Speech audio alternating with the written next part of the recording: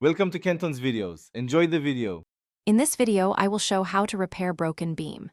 First, assess damage and stabilize with temporary supports, then remove damaged material and clean the area. Measure and cut replacement timber or prepare steel plate, then fit and secure using bolts and epoxy.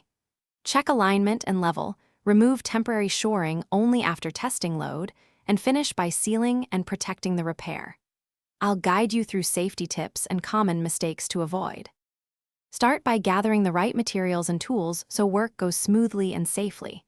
Make a checklist for timber sizes, plate thickness, bolt grades, epoxy type, and shims before you begin. Set up jacks and temporary supports and lay out tools in order of use.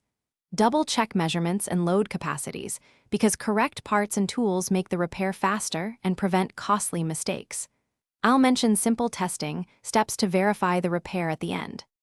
Quick pause. If you are finding this video helpful, please subscribe and like so I can make more clear repair content. Quick recommendation, read The Simple Path to Wealth, a smart book to reset your money mindset while you solve stubborn home problems. It pairs oddly well with a cup of coffee and a toolbox. Check the description for the link and current deals, then now let's get back to the video. Proceed step by step, keeping safety your top priority while removing and replacing the beam. First, cut and remove the damaged wood after jacking and supporting the span. Fit the replacement beam or sister joist, check alignment, and fasten with bolts and structural epoxy or weld plates as specified.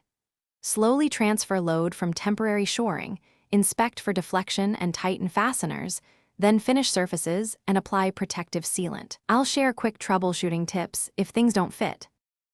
Thanks for watching. Consider subscribing if we helped you.